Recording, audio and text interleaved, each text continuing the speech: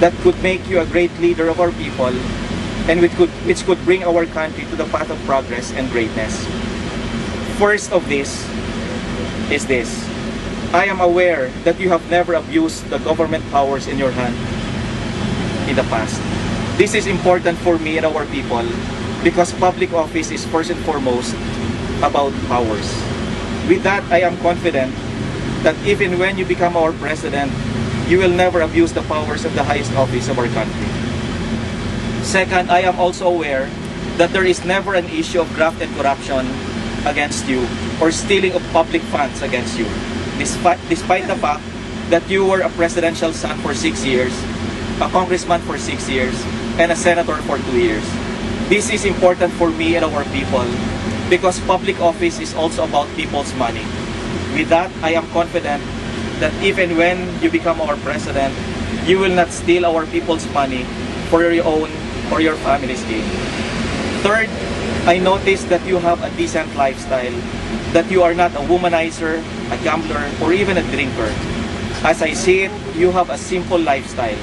You carry yourself in simple clothes, and you don't appear to have materialistic desires. This is also important for me and our people. Too often, a person or a leader brings his vices into the position he occupies.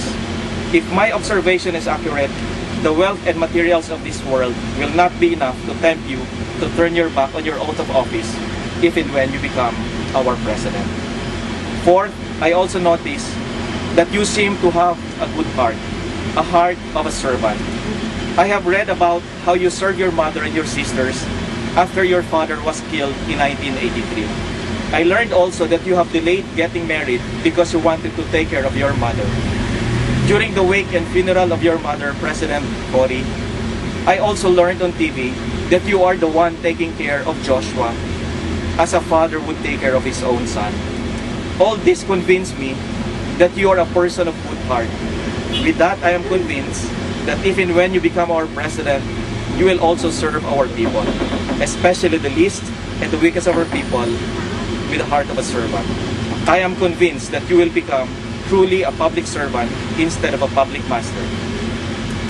Fifth, I could feel that your sense of right and wrong is very strong and very clear, that you have our people's hearts at heart. With this in mind, I am convinced that you will build an honest, pro-people, and competent government for us. And if and when you become our president, I am convinced that you will become a competent president and leader of our country, because in the heart of competence is the heart for the job, the heart for our people. With all this, I am convinced that you will become a good, if not a great leader of our country and people, because you have the essentials of a great leader within you. If and when you become our president, Senator Noynoy, I would only ask a few things of you. First, please do not allow yourself or the people around you to be tempted to abuse your powers or their powers.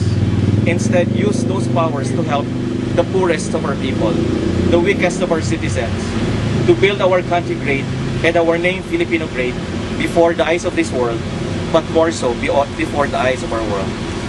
Second, please do not allow yourself or the people around you to be tempted to steal our people's money. Instead, you use our people's funds with utmost trust and care as you would your own family's money. Third, please use the President's power to appoint officials in government with utmost care and highest discretion. This is one of the most important powers of every president of any country in the world. By appointing honest and competent people in the government, you can build an honest and competent government for our people.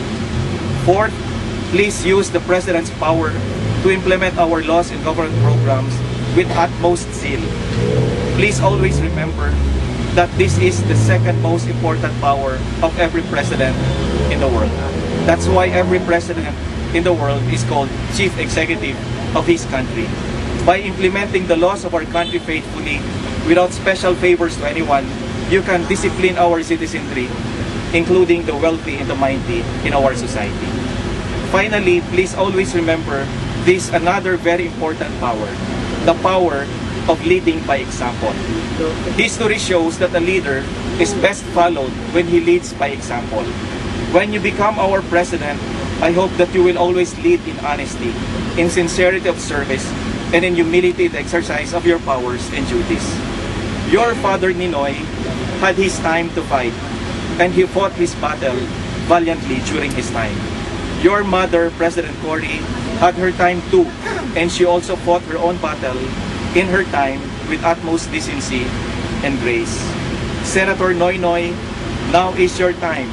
Today is your moment to fight. This is your own battle. I hope that you will fight for the Filipino people valiantly, but decently and graciously, as both your parents fought well during their time. Tumaya na po kayo, Senator Noynoy. Tataya ho kami. Hindi ka po mag-iisa. Hindi ka po namin iiwanan. Senator Noynoy, may the light of your father, pNOY, be in your heart. May you give hope to our children, our people, and may God use you mightily for our people in our country. Sincerely, Alex Lacson.